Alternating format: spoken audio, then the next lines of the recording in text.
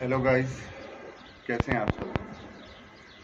तो फिर से संडे आ गया और आ गया आपके बीच नया वीडियो लेकर।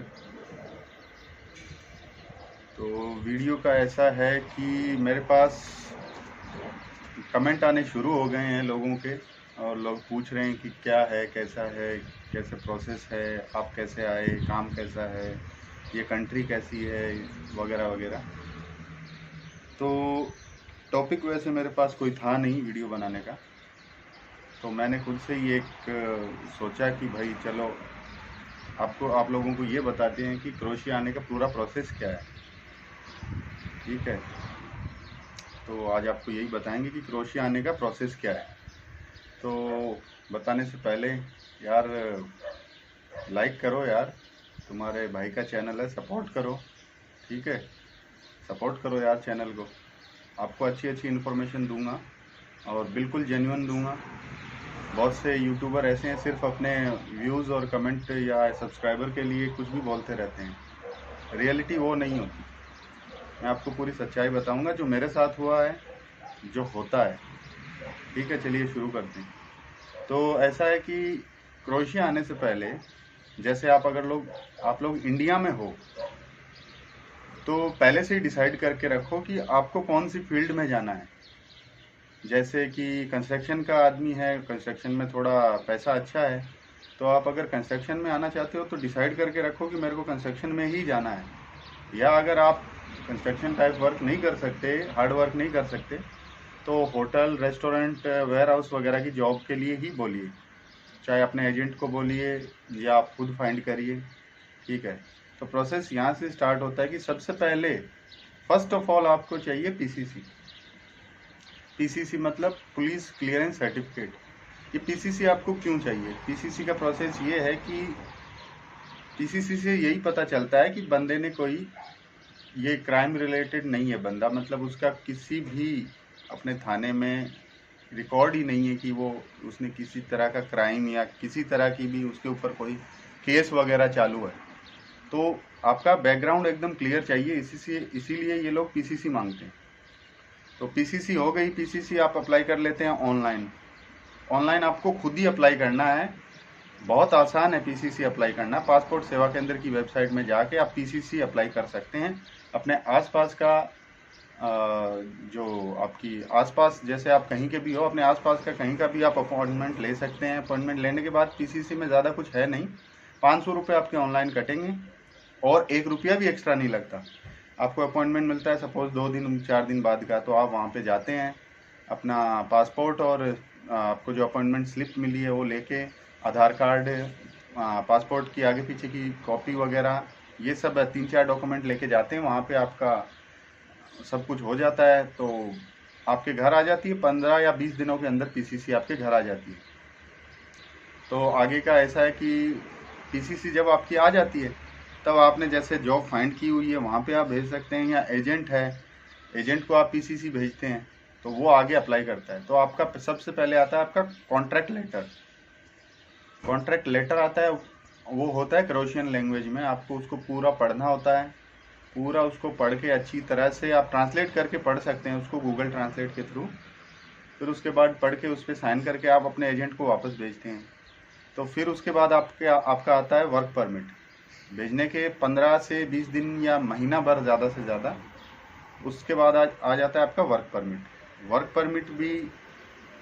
परमिट ही समझ लीजिए आपका सब कुछ है। वही एक तरह का वीज़ा है आपका। अगर वो जेन्यून है तो वर्क परमिट ही आपका वीज़ा है समझ लीजिए, क्योंकि वही एक ऐसी चीज़ है जो आपको यहाँ पे आने का परमिट देती है, काम करने का परमिट देती है। तो वर्क परमिट का प्रोसेस हो जाता है। उसके बाद आपका होता है वीएफएस ग्लोबल, मतलब इंडियन एम्बेसी खुद ये काम नहीं करती, क्योंकि वहाँ पे इस तरह के काम के लिए उनको इतना टाइम नहीं होता। तो उनके ऑफिशियल पार्टनर है वीएफएस ग्लोबल।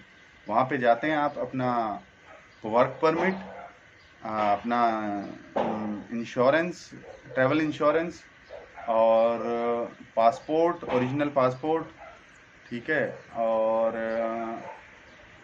ऐसे ही कुछ 3-4 डॉक्यूमेंट और होते हैं। ये सब लेके आप अपॉइंटमेंट होती है, ये लेके आप फ़ोटो वगैरह VFS ग्लोबल में जाते हैं और इजीली सबमिट कर देते हैं। वहाँ पे कुछ भी टेंशन नहीं होती, कोई क्वेश्चन आंसर नहीं होते, वहाँ पे सिर्फ सबमिट करना होता है आपको। वहाँ पे सबमिट किया और ये फीस लगती है तकरीबन वहाँ पे 10,000 के आसपास, अंदर ही होती है 10,000 के। जो अपॉइंटमेंट का और इंश्योरेंस का, ट्रैवल इंश्योरेंस का वो चार्ज अलग है, वो इंक्लूडेड नहीं है। तो ये सब चीज़ें लेके आप VFS में जाते हैं। और हाँ, एक डमी टिकट भी लगती है। डमी टिकट के हिसाब से ही आपका वीज़ा आता है। अगर आपने सपोज डमी टिकट डाली है VFS के 20 दिन या 30 दिन बाद में, तो उससे पहले पहले आपका वीज़ा आ जाता है, लेकिन उसको आपका वीज़ा स्टार्ट होता है आपकी डमी टिकट के नेक्स्ट डे। तो ये होता है प्रोसेस। तो आगे का ऐसा है कि उसके बाद वीज़ा आ जाता है। वीज़ा आने के बाद अगर आपका वर्क परमिट और आपके सारे डॉक्यूमेंट जेन्युइन है, ओरिजिनल है, तभी आपका वीज़ा आता है। आप उसको ट्रैक कर सकते हैं उनकी वेबसाइट के थ्रू। तो आपको पता चल जाता है कि हाँ भाई मेरा वीज़ा निकल गया, इसका मतलब मेरा वर्क परमिट भी ओरिजिनल था, मेरा वीज़ा आ गया। ओरिजिनल होता है चीज़ तभी ही वर्क परमिट आता है, नहीं तो नहीं आता। उसके बाद आपको आगे जाना होता है अपने एजेंट से, या जैसे भी आपने वो डील की है, तो वो आपकी बस। उसके बाद जस्ट आपका टिकट का वेट करिए कि वो, हाँ लेकिन टिकट है ना भाई लोग, आप कम से कम सर्च करके रखिए। जैसे आपको 15-20 दिन बाद में आपको फ्लाई करना है, तो 15-20 दिन वाली टिकट को बुक करके रखिए, या अपने एजेंट को बोल के रखिए। क्योंकि सेम टाइम पे आप टिकटें बुक करते हैं, वो बहुत बहुत महंगी पड़ती हैं। यहाँ पे 1-1, 1.5 लाख तक की टिकटें हैं। इसलिए भाई हमारे जैसे मिडिल क्लास लोग इस चीज़ को अफोर्ड नहीं कर पाते, तो पहले से बुक करके रखिए टिकट को, ठीक है। उसके बाद आपका ये काम हो जाता है, आप यहाँ पे आ जाते हैं। यहाँ पे आने के बाद आपको कंपनी का ड्राइवर एयरपोर्ट पे तैयार मिलता है, खड़ा रहता है, आपको ले जाते हैं लोकेशन पे, आपकी अकोमोडेशन पे। यही चीज़ें सेम मेरे साथ हुई थी, कोई इतना मुश्किल है नहीं वैसे, ठीक है। तो ये था आज का टॉपिक। वीडियो में ज़्यादा लंबा नहीं बनाना चाहता, क्योंकि मैंने नया नया स्टार्ट किया है, लोग मेरे को शायद जानते भी नहीं हैं, देखते नहीं हैं, इसलिए तो मैं सोच रहा हूँ भाई छोटे छोटे शॉर्ट वीडियो बनाऊँ और आपको जेन्युइन इन्फॉर्मेशन दूँ। और पिछले वीडियो में भी मैंने बताया था कि अगर किसी भाई बंधु को आना है तो वो मेरे को कमेंट कर सकता है यूट्यूब में, ठीक है। और मेरे व्हाट्सएप नंबर भी दिए हुए हैं अबाउट सेक्शन में, आप वहाँ पे जाके मेरा देख सकते हैं व्हाट्सएप नंबर। आप मेरे को कमेंट करिए, कॉल नहीं हो सकता, कॉल मत करिए, क्योंकि भाई मेरे पास इतना टाइम नहीं रहता, हम लोग खुद ड्यूटी पे रहते हैं। आप मेरे को कमेंट करिए, व्हाट्सएप करिए, मैं आपको बताऊंगा। एजेंट का नंबर दूंगा, या आप चाहें तो मैं उससे अपने थ्रू आपका काम करवा सकता हूँ, या आपको डायरेक्ट नंबर चाहिए तो दे दूंगा, कोई दिक्कत नहीं है। एजेंट बहुत अच्छा है अपना, ठीक है। चलिए दोस्तों, फिर तो आज के लिए इतना ही। मिलते हैं आपसे नेक्स्ट वीडियो में। तब तक के लिए यार प्लीज़ चैनल को अपने को सपोर्ट करिए, प्यार दीजिए। आपके लिए आगे भी नई नई इन्फॉर्मेशन लेकर आता रहूँगा, हाँ, ठीक है। Bye guys.